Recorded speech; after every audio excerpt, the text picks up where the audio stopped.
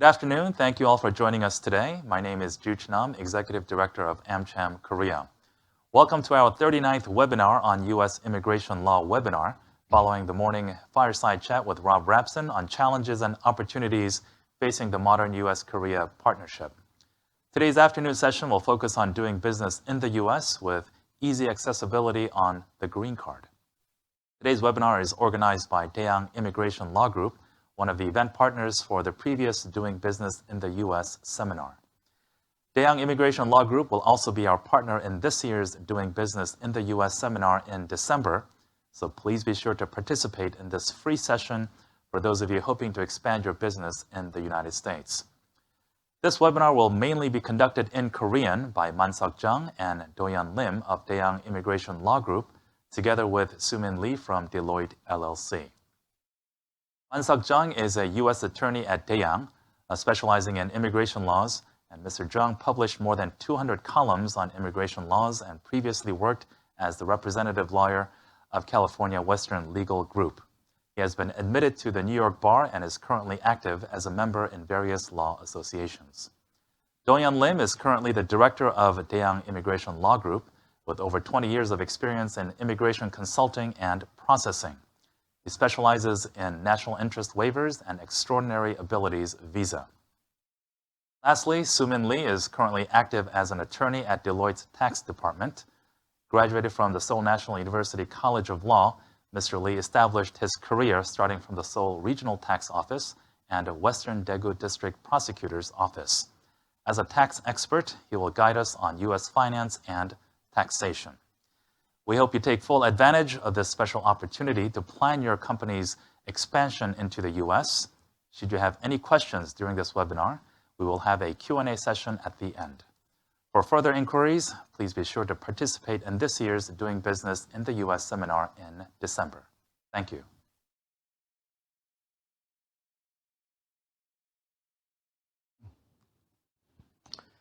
안녕하십니까? 아직까지 코로나가 완전히 종식되지 않아 여러 가지 경제 활동이 제한되고 있고 또 위축되어 있는 것 같습니다. 하지만 백신 접종 및 치료제가 개발되어 머지않은 장래에는 예전으로 돌아갈 수 있다는 기대감이 그 어느 때보다 올라가 있는 이 시점에 미국에서 비즈니스를 생각하고 준비하고 계신 분들에게 약간의 도움을 드리고자 저희 이민법인대항 그리고 암참 그리고 딜로이트 안진회계법인이 이 자리를 만들어 보았습니다. 먼저 오늘 진행할 세미나 순서를 말씀드려야겠죠. 네. 자, 첫 번째 시간은 저희 이민법인 대항이 준비한 시간인데요. Doing Business and Getting Green Card in the USA. 즉 미국에서 사업하기, 미국에서 영주권 취득하기라는 제목으로 여러분이 미국에서 어떻게 사업을 시작하고 확장하며 직원을 파견할 수 있는지, 그리고 더 나아가서 어떻게 미국 영주권을 취득할 수 있을까 하는 내용으로 알찬 정보를 드리는 시간을 갖겠습니다. 특별히 이 첫 번째 시간은 한 명의 연사가 일 방향으로 프레젠테이션을 하는 기존 세미나 방식에서 탈피해서 저희 이민법인 대항 최고의 미국 이민 변호사이시죠. 정만석 미국 변호사님을 모시고 약 30분 정도 대담 형태로 진행해 보도록 하겠습니다. 그리고 두 번째 시간은 저희 이민법인 대항과 단독으로 제휴를 맺고 있는 세계 4대 회계법인 빅4의 하나인 딜로이트 안진회계법인의 세법 전문가이시죠.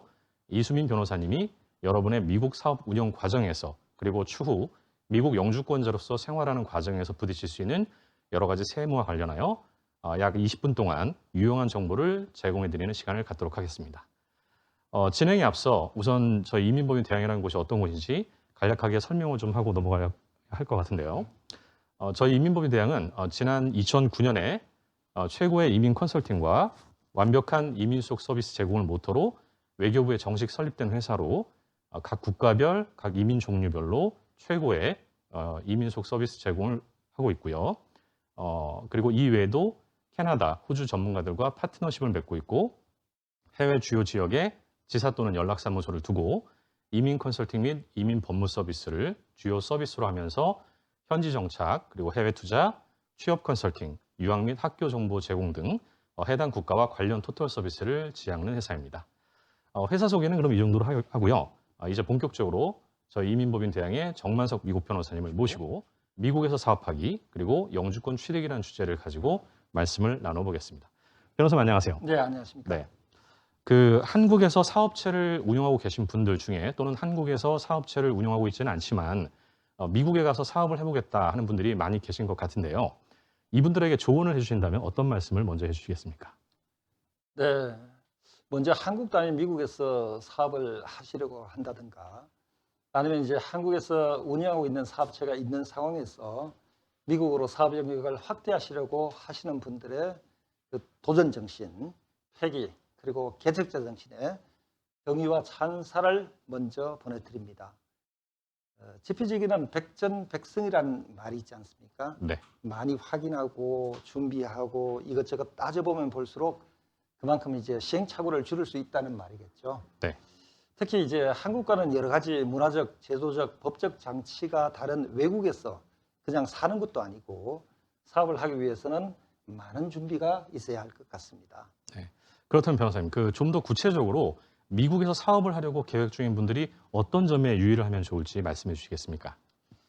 네, 한국과 마찬가지로 미국에서도 사업을 하기 위해서는 먼저 법인체를 설립하고 각종 인허가 과정을 득하고 사무실 구하고 법인 계좌 오픈하고 직원 채용하는 등 그런 일련의 과정을 밟아야 합니다. 네, 그런데 이 중에서 좀 신경을 쓰셔야 하는 부분이 어떤 형태의 사업체로 할 것인가 하는 문제와 왜냐하면 이제 세금과 바로 직결되는 부분이기 때문에 그렇습니다. 네, 그다음 문제가 바로 비자 취득인데요.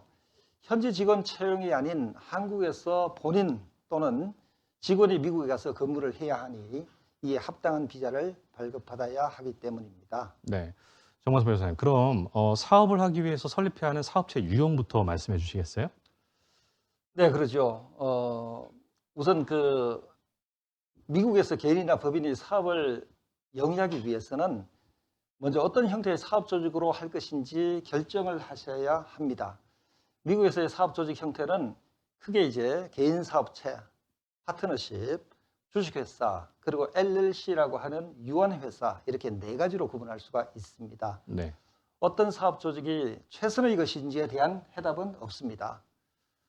다만 그 사업 조직의 형태에 따라 설립 절차라든가 회계 처리 방법, 납세 의무, 투자자의 법적 책임 등이 각각 다르기 때문에 사업의 성격이라든가 투자 규모, 투자자의 수, 투자자 간의 이해관계, 국내 또는 해외 사업의 범위 등을 고려하여 적합한 사업 조직을 선택하여야 할 것입니다. 사업 조직의 그 장단점에 대해서는 제가 요 띄워드린 도표를 참조하시기 바랍니다. 네. 도표를 보니까 그 설립 절차의 용이성과 주로 이제 법적인 책임 문제, 그리고 회계 처리와 세금 납부에 따라서 본인에게 가장 적합한 사업 조직을 선정해야 할 것 같은데요. 다음 이슈가 바로 비자 문제 같습니다. 정만석 윤 변호사님, 그 미국에서 사업을 하기 위해서는 어떤 비자를 발급받아야 하고, 그리고 자격 조건은 어떤 것들이 있는지 설명해 주시겠습니까? 네, 미국에서 사업체를 운영하기 위해서 반드시 발급받아야 하는 비자의 종류는 두 가지가 있습니다. 네, 바로 주재원 비자와 투자 비자 요 두 가지 중에 하나를 이제 발급받으셔야 돼요. 네, 물론 이제 그 사업 시작 단계에서는 이스타나 단기 방문 비자로 입국하여 여러 가지 정보 또는 동향을 파악하고 사업체 어떤 물색이라든가 사업체 설립에 필요한 절차를 밟으면 됩니다. 근데 이제 어느 정도 사업체 설립이 완료되고 장기간 미국에 체류하면서 일을 하기 위해서는 장기 비자인 주재원 비자 또는 투자 비자를 반드시 발급받으셔야 합니다. 네. 그 방금 옵션이 주재원 비자하고 투자 비자라고 말씀을 하셨는데 아무래도 차이점이 분명히 있을 것 같습니다. 비자 발급 조건에 대해서 말씀해 주시겠어요? 네. 네, 도표를 보고 제가 설명을 드리겠습니다. 네. 먼저 L1 비자, 일명 주재원 비자라고 합니다. 이것은 이제 한국에 본사가 있는 상태에서 미국의 지사나 계열 회사에 한국의 직원을 파견할 때 이제 사용하는 비자를 말합니다. 네. 스폰서 회사가 당연히 존재해야 하고 비자 신청자는 그 비자 신청 시점을 기준으로 하여 최근 3년 사이에 1년 이상 본사 또는 계열 회사에 근무한 경력이 있어야 합니다. 네. 따라서 이제 외부에서 스카우트한 직원을 위해서는 주재원 비자를 사용할 수가 없겠죠. 비자 종류는 간부급 직원이 발급받는 L1A 비자와 일반 직원이 발급받는 L1B 비자로 구분되고 최대 7년 또는 5년 동안 미국에 체류가 가능합니다. 수속은 2단계로 진행이 되는데 이민국에 피티션을 신청하고 승인 후 주한미국 대사관에서 비자를 신청하게 되어 있습니다. 네.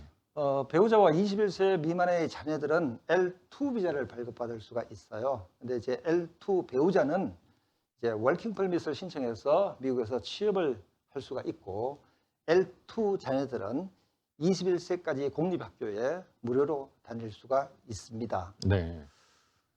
스폰서 회사가 큰 대기업 같은 경우 주재원 비자 발급에 있어서 아주 유용한 제도가 있어 이 시간 제가 소개를 해드릴까 하는데요. 바로 이제 블랭킷 L 피티션 제도라는 것입니다. 블랭킷이라는 의미는 우리가 흔히 이제 담요라고 이제 알고 있죠. 네. 그렇지만은 이 블랭킷이라는 단어의 의미가 포괄적인 또는 이제 전면적인 이런 뜻도 있습니다. 여기서는 네. 이제 인디비주얼이라는 개념과 상반되는 개념으로 사용되고 있는데요.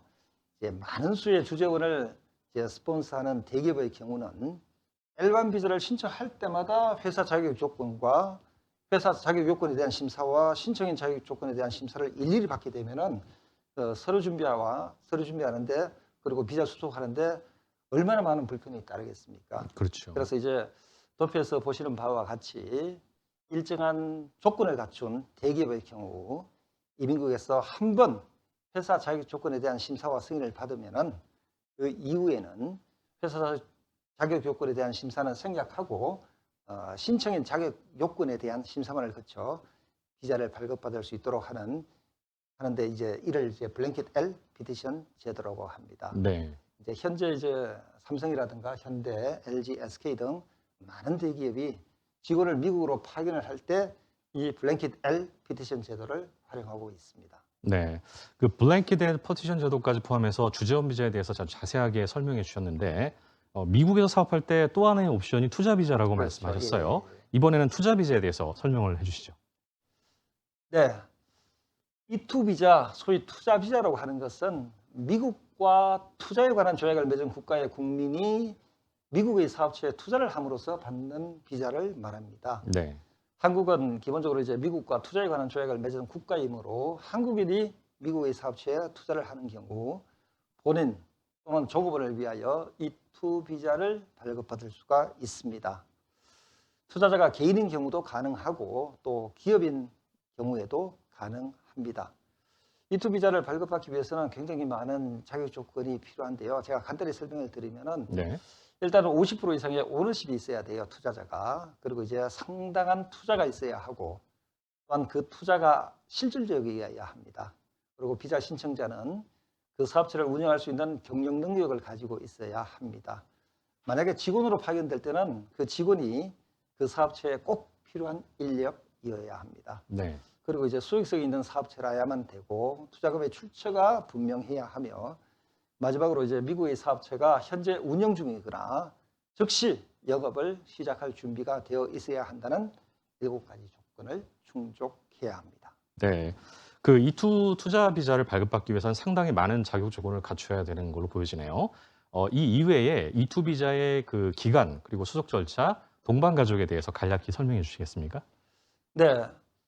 먼저 체류 기간에 대해서 말씀드린다면 앞서 제가 주재원 비자 같은 경우에는 간부급 직원이 발급받는 L1 비자 같은 경우는 최대 7년, 그리고 이제 일반 직원이 발급받는 L1B 비자 같은 경우에는 최대 5년까지만 체류할 수 있다고 말씀을 드렸습니다. 네. 그런데 E2 비자는 이에 반해서 사업체를 계속 운영한 한 무제한으로 미국에 체류할 수 있다는 장점이 있습니다.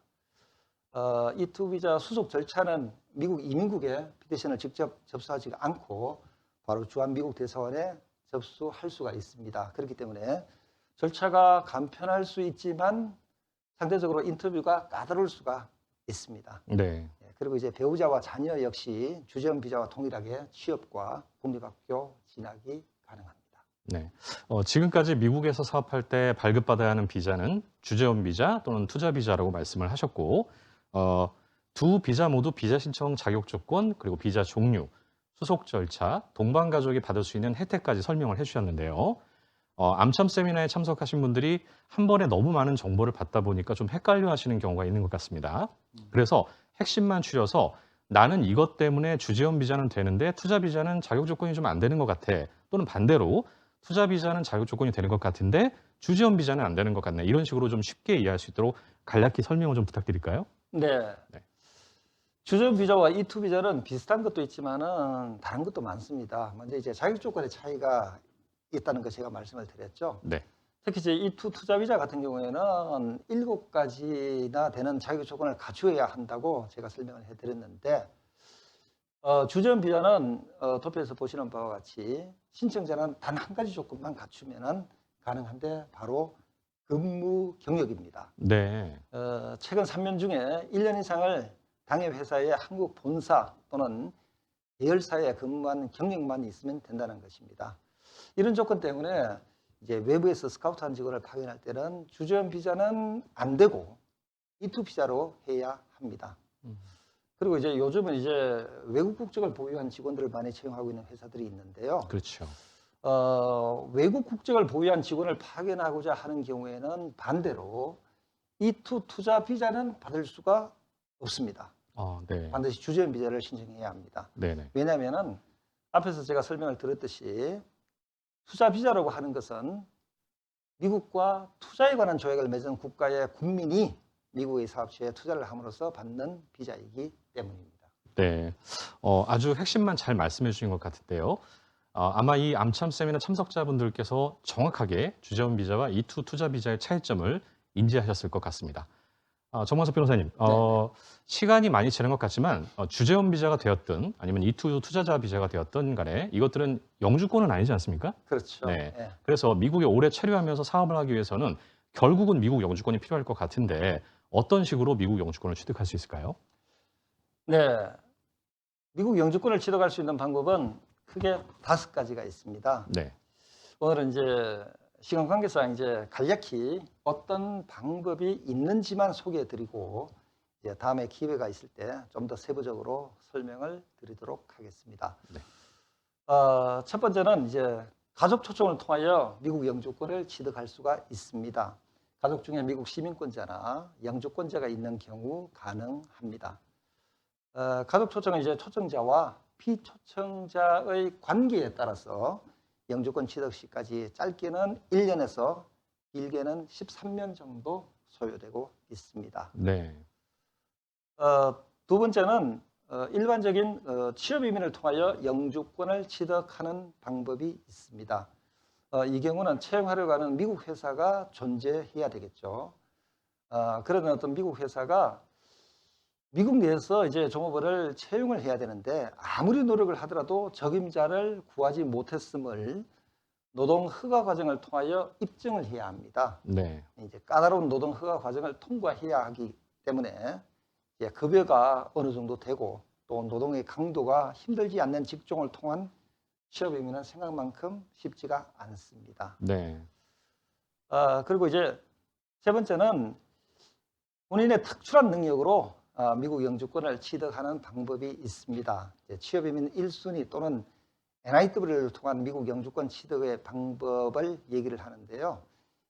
본인의 특출한 능력 또는 미국 국익에 도움이 될 만한 자격을 갖춘 사람들에게 고용주 없이 영주권 취득을 가능하게 하는 카테고리로 주로 이제 교수님이라든가 의사 선생님, 박사, 연구원, 기업가, 변호사나 회계사, 작가, 예체능 특기자 등이 많이 신청하고 있습니다. 네.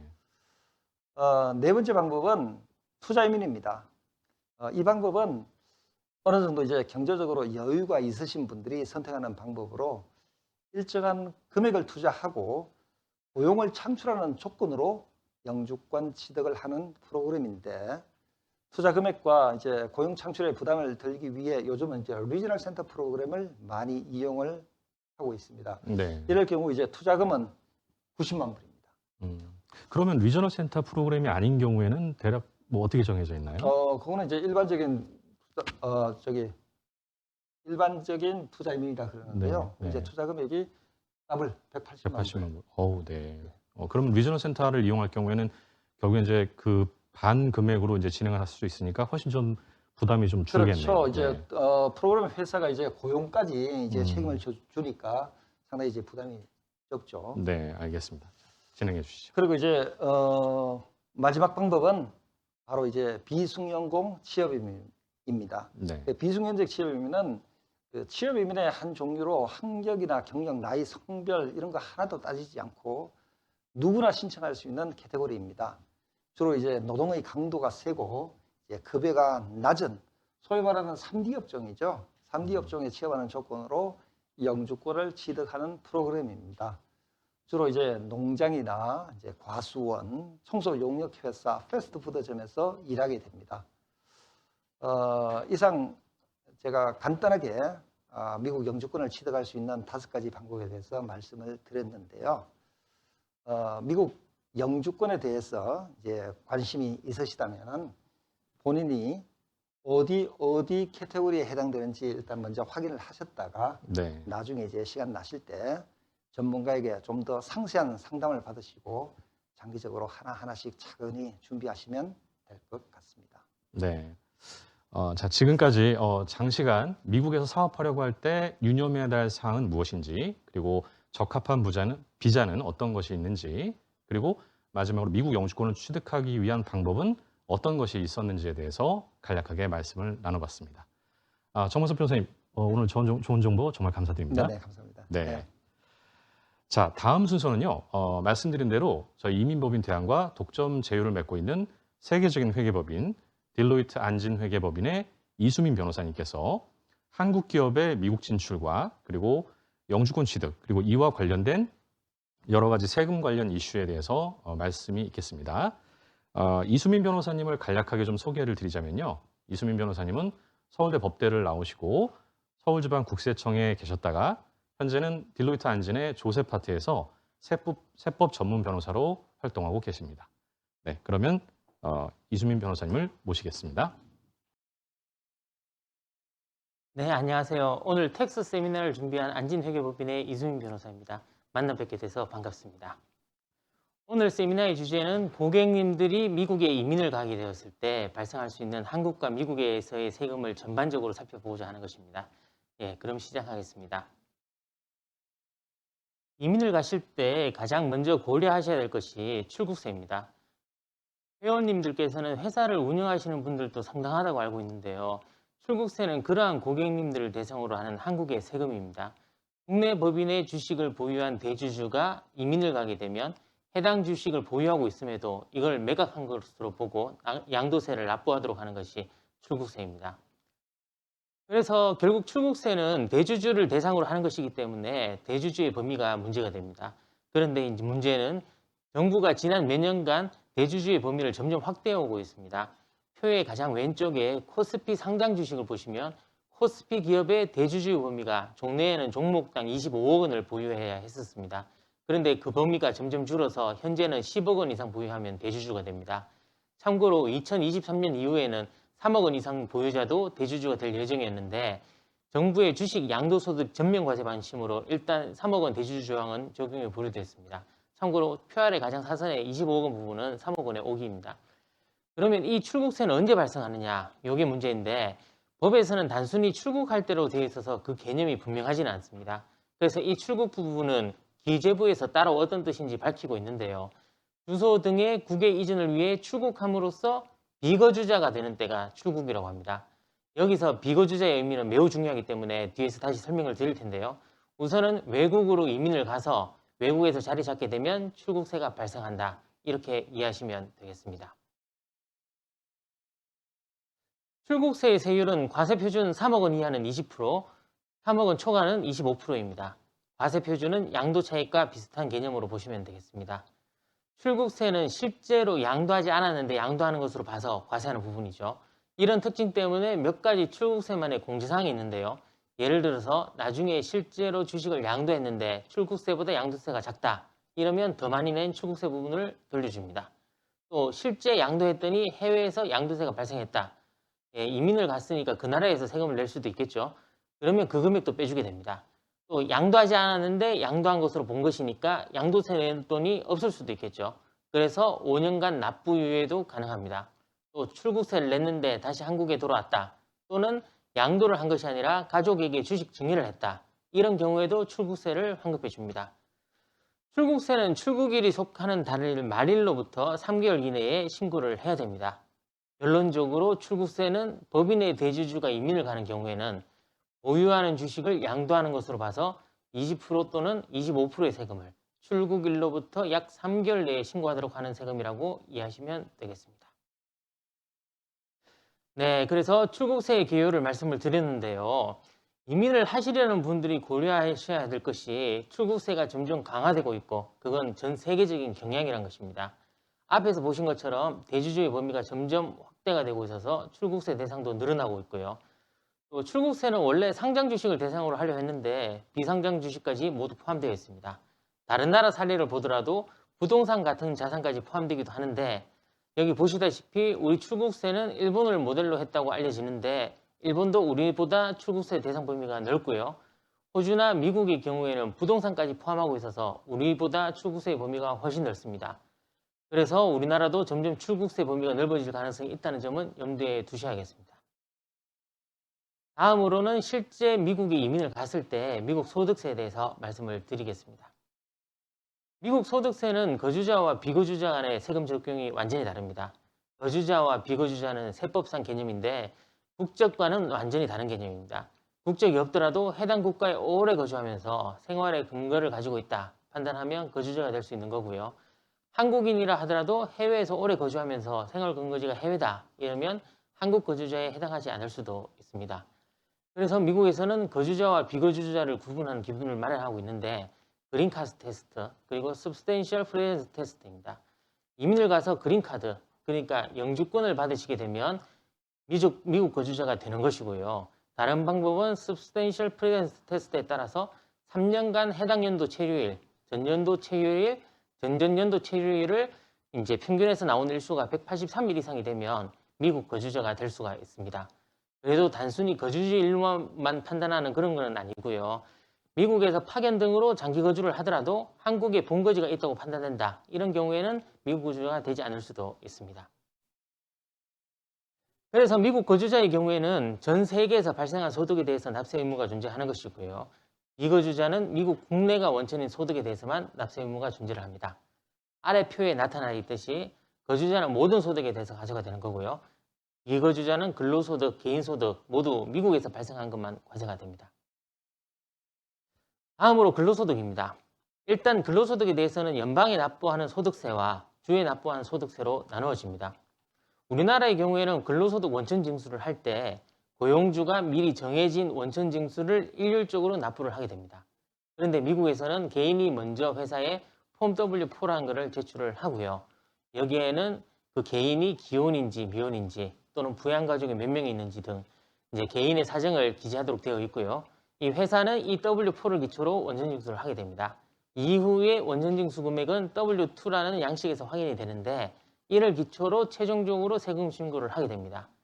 법인이 아닌 개인의 경우에는 대략 분기별로 폼 1040를 통해서 연간소득세를 신고하게 됩니다. 개인소득의 경우에는 연간 신고를 할 때 근로소득과 더불어 이자, 배당소득 등을 합산해서 신고를 해야 합니다. 앞서 말씀드린 것처럼 이제 연간소득세는 폼 1040를 통해서 이제 신고하고 납부를 하게 됩니다. 연장 신고 제도가 있어서 이 제도를 활용해서 신고 기간을 연장할 수도 있지만 세금 납부 자체는 연장이 되지 않기 때문에 본래 납부 기간인 4월 15일까지 납부를 하셔야 됩니다. 우리나라의 소득세율표는 다들 잘 아시겠지만 최저 6%부터 뭐 5억 원 초과의 경우에는 42%, 또 10억 원 초과 부분에 대해서는 이제 45% 등 하나의 세율표를 기준으로 소득세가 매겨집니다. 그런데 미국은 앞서 말씀드린 것처럼 기혼인지 미혼인지 부양가족이 몇 명이 있는지 등에 따라서 세율 구간표가 다르게 있고요. 그 세율은 최저 10%에서 최고 37%까지 적용이 됩니다. 또한 최저한세가 있는데 일정 이상 소득자에 대해서는 이 최저한세가 적용이 되는 부분이고요. 18만 달러까지는 26%, 그 초과 부분에 대해서는 28%의 최저한세가 적용이 됩니다. 미국은 연방소득세 외에 주소득세도 있습니다. 그 세율은 주별로 약 3%에서 13%까지 다양합니다. 사우스다코타, 알래스카, 플로리다 등 9개 주에서는 주소득세가 감면이 됩니다. 그 외에 이사의 보수에 대해서 앞서 본 근로소득과 유사하게 누진세율이 적용되고요. 연간 소득세 신고 시 합산하여 세액을 계산하게 됩니다. 여기에 대해서 납세자가 신고 납부 의무를 다하지 않을 경우에는 우리나라와 유사하게 미신고 가산세, 지연납부 가산세, 과소신고 납부세가 가산세가 부과가 됩니다. 그 외에도 많이 알려진 부분으로 해외 자산이 있는 미국 거주자에게는 해외 금융 자산 신고 등 신고 의무도 부여가 됩니다. 여기서 추가로 미국에서 법인으로 운영하시겠다 할 때 간단하게 말씀드리면 앞서 이제 파트너십 주식회사 LLC 상세하게 말씀드린 부분에 관련된 부분이고요. 그래서 이제 주식회사는 잘 아시는 부분일 거고요. 파트너십은 우리의 조합과 유사하고 LLC는 유한회사 또는 유한책임회사와 비슷한 부분입니다. 파트너십은 세법상으로는 실체가 없는 것으로 보기 때문에 파트너십이 돈을 버는 건 그 구성원이 돈을 버는 것으로 봐가지고 과세를 합니다.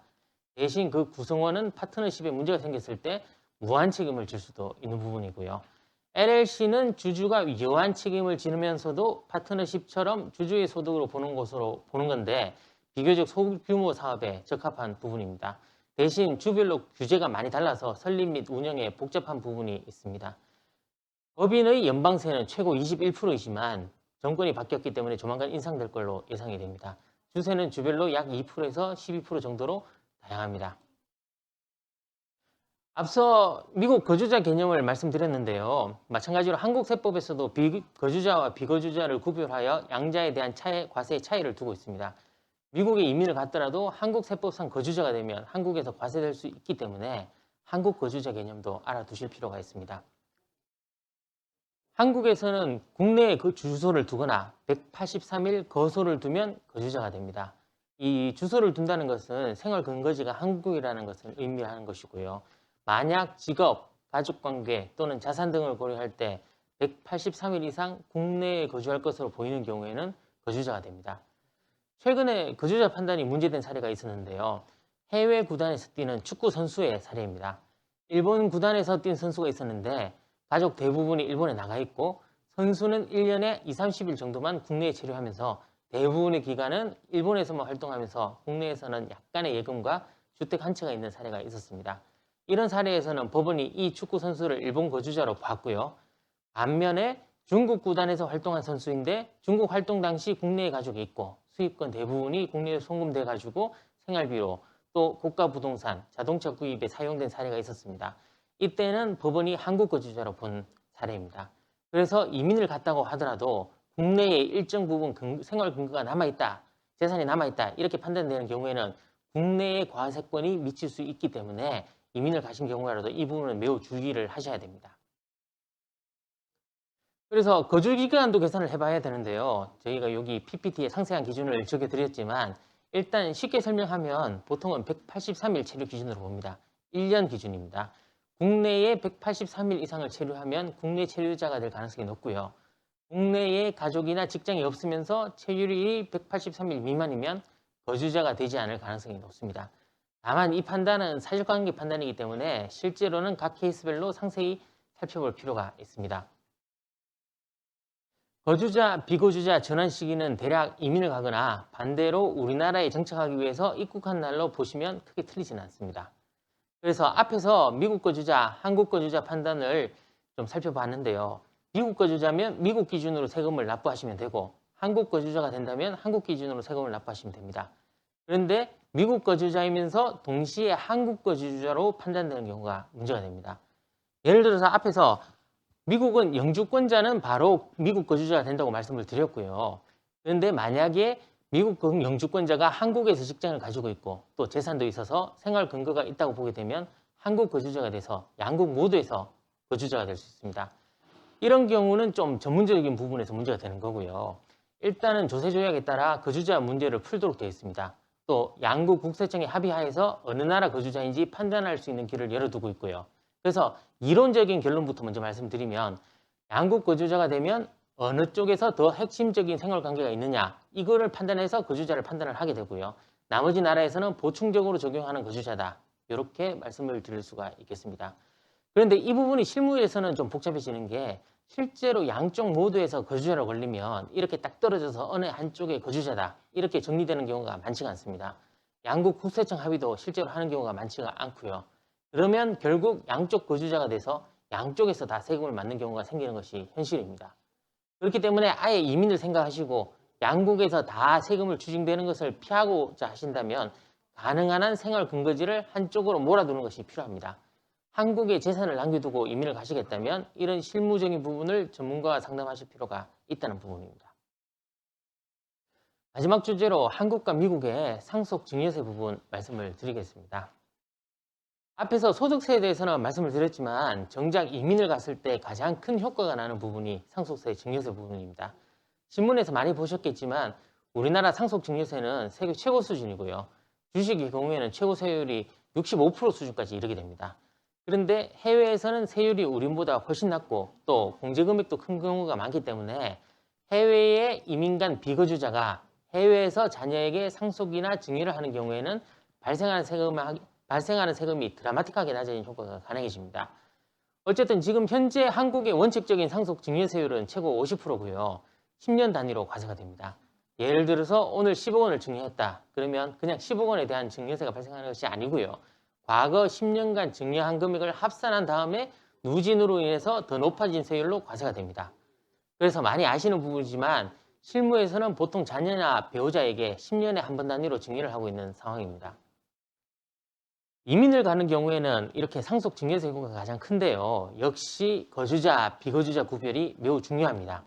그래서 이제 피상속인, 사망한 분이 비거주자인 경우에는 국내 재산만 상속세가 발생을 하는 거고요. 수정자, 재산을 받는 분이 이제 비거주자가 되면 국내 재산을 증여받을 때만 증여세가 나오게 됩니다. 그래서 앞에서 장황하게 말씀드렸던 이 거주자 부분과 상속 증여세를 결합하게 되면 내가 이민으로 해외를 나가서 해외에 있는 재산을 증여했는데 알고 봤더니 증여받는 아들이 한국 거주자에 해당하더라. 이러면 해외 재산인데도 불구하고 한국 증여세가 나올 수 있다는 거죠. 그래서 반복해서 말씀드리지만 거주자 판단은 이민 갈 때 매우 중요합니다. 대신 거주자가 상대적으로 좋은 점도 있습니다. 상속의 경우에는 일괄 공제 5억 원이나 또는 배우자 공제 최대 30억 원을 공제받을 수도 있고요. 그 외에 다양한 공제가 가능할 수 있죠. 그런데 비거주자가 사망한 경우에는 기초공제 2억 원밖에 공제를 못 받습니다. 참고로 주택의 경우에도 1세대 1주택 비과세는 거주자만 적용을 받는 부분이고요. 비거주자는 비과세 혜택을 적용받을 수가 없습니다. 그래서 우리 상속증여세를 미국과 비교할 필요가 있는데 미국 상경세의 경우에는 일단 거주자 개념이 미국 소득세에 비해서는 조금 좁은 편입니다. Substantial Presence Test 해당자라고 하더라도 미국에 계속 거주할 의사가 없고 또 미국 외 나라에 거주할 의사와 사실관계가 있으면 미국 상증세법상의 비거주자가 됩니다. 미국 상증세 과세 대상도 우리하고 비슷한데 피상속인 또 사망한 분이 거주자면 모든 재산이 상속세 과세 대상이 되고 또 증여자가 거주자면 모든 증여재산이 증여세 과세 대상이 됩니다. 일단 미국 상증세법의 장점은 거주자의 공제 금액이 매우 크다는 부분입니다. 2021년 기준으로 117만 달러고 이 금액 이하의 경우에는 상증세가 발생하지 않습니다. 여기에 증여의 경우에는 위 공제 금액과 별도로 인당 15,000달러의 증여가 가능하고 이 부분은 아예 신고 자체도 불필요합니다. 전반적으로 미국의 상증세가 한국에 비해서는 유리하다는 것을 확인할 수 있습니다. 저희 딜로이트에서 준비한 부분은 여기까지입니다. 짧은 시간에 방대한 내용을 요약해 설명해 드린 관계로 조금 설명이 부족하다가 느끼셨을 부분이 있다고 생각이 되고요. 오늘 세미나 관련해서 궁금한 점이 있으시면 이메일 등으로 연락 주시기 바랍니다. 감사합니다.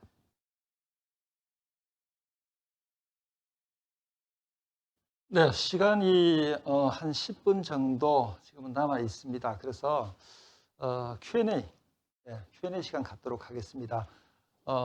미국 이민이나 미국 비자 부분에 대해서 궁금하신 거 있으면은 올려주시면은 제가 그거는 답변을 하도록 할 것이고요. 이제 조세라든가 세무 회계 쪽에 대해서 궁금하신 부분이 있으면은 우리 이수민 변호사님이 이제 답변을 해드리겠습니다. 일단 세무 쪽에 이제 질문이 하나 왔네요. 미국 영주권 취득하게 되면 세금을 바로 내야 하나요? 이런 질문이 들어왔습니다. 이 변호사님께서 답변을 한번 해주시죠. 네, 미국 영주권을 취득했을 때 뭐 어떤 세금이냐에 따라서 좀 다를 수 있겠습니다만은 저희가 이제 첫 번째 말씀드렸던 부분이 이제 출국세 부분이고요. 출국세 부분은 이제 한국에 내야 될 세금이고 또 이제 한국에 내야 될 세금 중에서 이제 자신이 보유하고 있는 대주주로서 보유하고 있는 주식 부분입니다. 그래서 이 주식을 이제 가지고 있음에도 불구하고 이제 이민을 가시는 순간 이 출국세를 납부할 의무가 발생을 하는 거고요.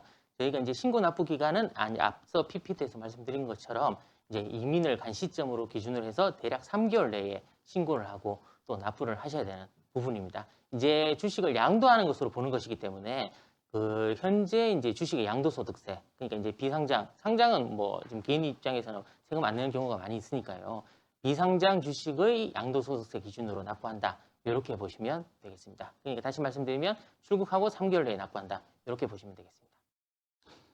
네, 두 번째는 이제 미국 영주권에 대해서 질문을 하셨습니다. 미국 영주권을 취득하는데 소요되는 기간은 어느 정도인지요?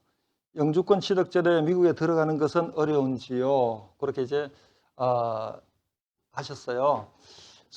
영주권을 취득하는데 소요되는 기간은 앞서 제가 이제 설명을 드렸듯이 어떤 카테고리로 진행하느냐에 따라서 이제 다르다고 제가 말씀을 드렸죠.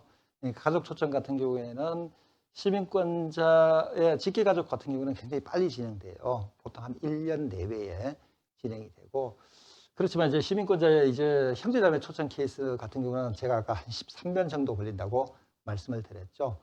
그리고 이제 취업이민 쪽으로 가서는 요즘은 이제 조금 한 3년 정도 생각을 하셔야 돼요. 왜냐하면은 이제 뭐 노동허가 과정이라든가, 그리고 이민국의 이제 피티션 단계, 그리고 이제 주한미국 대사관의 인터뷰 단계, 그런 어떤 과정들을 다 합치면 한 3년 정도 걸린다고 생각을 하시면 됩니다.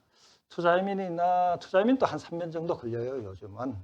그렇게 이제 소요되는 기간은 그 정도로 이제 생각을 하시고, 그 다음에 이제 두 번째 질문이 이제 영주권을 취득을 하면 이제 뭐 바로 가야 되느냐, 그렇게 이제 질문을 하셨는데, 한국에서 일단 개념부터 정리를 좀 말씀을 드리면은, 한국에서는 영주권을 취득할 수가 없습니다. 한국에서는 이제 주한미국 대사관을 통해서 발급받는 것이 미국 이민 비자입니다. 그래서 이제 이민 비자를 발급받고 미국 공항에 도착을 하면은 이제 영주권자로서 이제 수속 과정을 이제 거칩니다. 그러면은 이제 그 이후에 이제 미국 이민국에서는 이제 영주권 카드 제작 작업에 들어가요. 그래서 이제 영주권 카드를 제작을 해서 주소지로 보통 이제 한 달에서 2달 정도 그 뒤에 이제 이제 영주권 카드가 배달이 되죠. 그래서 이제 그때 이제 영주권을 취득한다. 그렇게 이제 이해를 하시면 됩니다. 예, 이상 제가 답변을 드렸고요. 그 다음 질문은 안녕하세요. 미국 상속 증여세 면세 한도를 다시 한번 확인해 주실 수 있을까요? 1170만 달러가 맞나요? 이런 질문이 나왔습니다. 그래서 이 부분 이수민 변호사님 답변해 주시죠. 네, 그 부분은 맞는 부분이고요. 그래서 지금 저희가 아까 PPT에 약간 뭐 오기가 있었던 것 같은데 대략 우리 금액 기준으로 대략 한 100억 원 정도 그렇게 보시면 되겠습니다.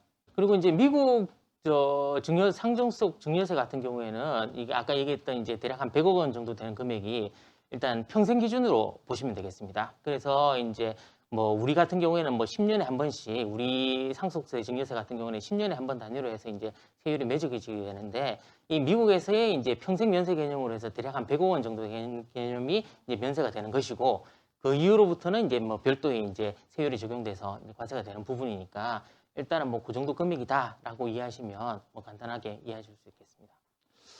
네. 아까 질문에 이제 영주권 취득 전에 미국에 들어가는 것은 어려운지요? 라는 질문이 있는데, 그 부분 제가 설명을 안 드린 것 같은데요. 아마 영주권 취득 전, 요 의미가 아마 한국에서 이제 미국 이민 비자를 취득한 걸로 아마 이해를 하신 것 같아요. 그래서 한국에서 이민 비자 취득하기 전에 미국에 들어가는 것은 어려운지요? 전혀 문제가 없습니다. 문제가 없고요. 이제 미국 공항에 이제 외국인이 입국을 하면은 항상 그 입국 심사관이 2가지 질문을 합니다. 하나는 왜 왔냐? 이제 목적, what's the purpose of your trip? 이런 식으로 묻겠죠. 그다음에 이제 두 번째가 이제 얼마 동안 체류할 것이냐? How long are you going to stay here? 뭐 이런 식으로 이제 질문을 합니다. 그래서 목적과 이제 체류 기간을 묻는데 그 목적 부분만 정확하게 뭐 지금 현재 영주권 진행 중이라고 그렇게 말씀을 하시면은 전혀 문제가 없습니다. 단지 이제 뭐 그것을 숨기고 뭐 은폐하고 이러다 보니까 뭐 이상하게 앞뒤가 안 맞고 이러다 보니까 좀 문제가 생기는데 영주권 케이스를 진행을 하고 그런 와중에 미국에 들어가는 것도 전혀 문제가 없다. 그런 말씀을 드리겠습니다. 자, 질문이 또 세법 관련해서 왔는데요. 읽어드리면은 미국 이민을 가면은 이민 도착하는 당해부터 미국에 세금 신고를 해야 하나요? 아니면 도착 후 일정 기간 유예 기간이 있나요? 이런 질문인데 답변을 해주시죠. 네, 요 부분에 대해서는 일단은 지금 아까 말씀드린 것처럼 이제 그 세법이 적용되는 기준은 거주자냐 비거주자냐 요걸 기준으로 판단을 하게 됩니다.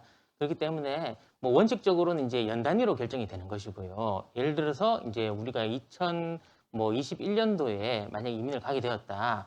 그러면 사실은 이제 2021년 기준으로 해서 한국의 거주자냐 미국의 거주자냐에 따라서 한국 과세권이 미칠지 이제 미국 과세권이 미칠지 이렇게 이제 판단이 되는 부분인 거고요. 다만 이제 그 연도 중간에 갔을 때 어떻게 되느냐? 그러면 이제 원칙적으로는 사실은 이제 그 한 연도를 기준으로 해서 한쪽의 거주자로 판단을 해서 과세를 하는 게 원칙이긴 합니다.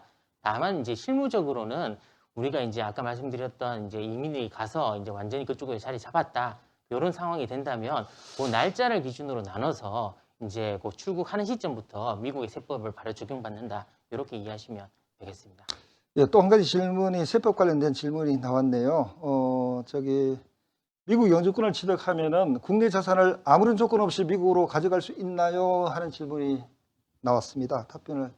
네, 일단 해주십시오. 이제 우리나라에서 뭐 외국인 관련해서 뭐 사업을 우리가 이제 국내에 있는 재산에 또는 이제 사업에 대해서 어떤 제한을 두고 있는 그런 규정은 없습니다. 그래서 뭐 자유롭게 뭐 사업을 영위하시는 데는 문제가 없고 다만 이제 일정 업종에 관해서는 외국인에 대해서는 이제 이 사업을 영위하지 못하는 다시 말씀드리면 이 사업에 취임하지 못하는 그런 특수 직종들이 있기 때문에 그런 예외적인 상황을 제외하면 원칙적으로는 재산 보유, 사업 운영 다 문제 없다고 보시면 되겠습니다.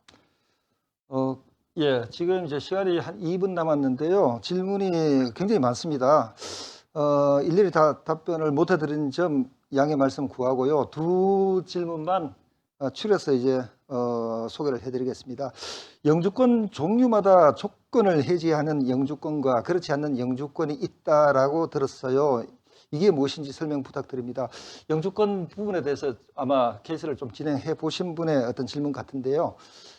미국 영주권에 이제 조건이 붙은 영주권 카테고리가 두 가지가 있습니다. 하나는 이제 미국 시민권자하고 결혼을 해서 2년이 안 된 상태에서 영주권을 취득하는 경우, 신청하는 경우, 그 케이스가 하나 있고 또 하나는 투자이민 케이스입니다. 그래서 그 2년짜리 조건부 영주권을 취득한다 이렇게 얘기를 합니다. 그래서 2년 되기 3개월 전에 조건 해제 신청 그거 해야 합니다. 그래서 모든 영주권이 다 조건이 붙어 있는 것은 아니고 두 가지만 시민권자 배우자하고 결혼을 했는데 2년이 안 됐다 하는 그 케이스와 그리고 투자이민 케이스 그 두 가지는 조건이 붙은 영주권이다. 그리고 조건은 반드시 2년 되기 3개월 전부터 조건 해제 신청을 해야 된다. 그렇게 이해를 하시면 됩니다.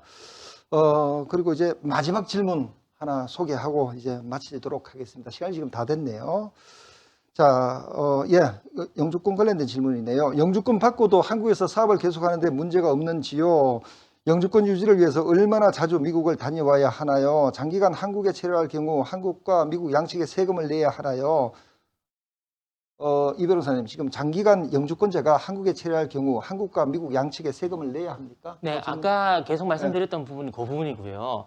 그래서 사실 지금 말씀드린 것처럼 뭐 미국의 영주권을 취득하면서 한국에 장기간 거주를 하시게 되면 양쪽에 원칙적으로 거주해야 되기 때문에 양쪽에서 다 세금을 낼 가능성이 있습니다. 근데 다만 원칙에 대해서 먼저 말씀을 드리자면 만약에 이제 한국에 더 핵심적인 어떤 이익이 있다, 또 가족이 여기 다 있고 사업을 다 영위를 한다 이러면 양쪽 거주자임과 동시에 대신 우선적으로 한국에서 세금을 내고 대신 미국에서 이제 덜 낸 부분에 대해서 미국에서 추가로 세금이 나올 수 있다. 그러니까 양쪽은 다 나오나 이중으로는 과세 안 되는 게 원칙이나 다만 이거는 구체적인 사례에 따라서 달라질 수 있기 때문에 요거는 뭐 구체적인 재산 형태라든지 거주 형태라든지 이런 거에 따라서 문의하셔야 될 부분입니다.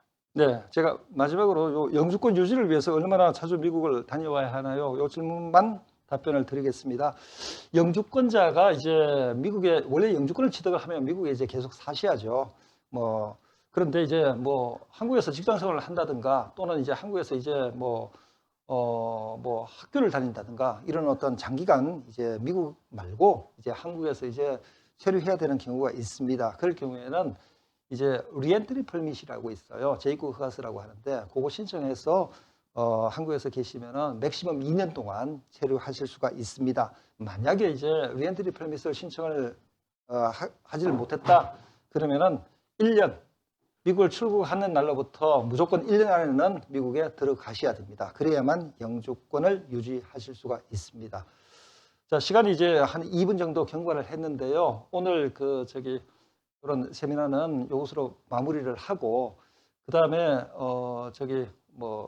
영주권이나 비자 부분에 대해서는 저희 이민법인 대항으로 이제 문의를 해주시면 될 것 같고 그리고 이제 세법이라든가 회계 이런 부분에 대해 가지고는 이제 딜로이트 안진 회계법인 쪽으로 문의를 해주시면은 저희들이 성심껏 답변을 해드리도록 하겠습니다. 자, 이번 여기서 이제 마무리를 짓죠. 네, 감사합니다.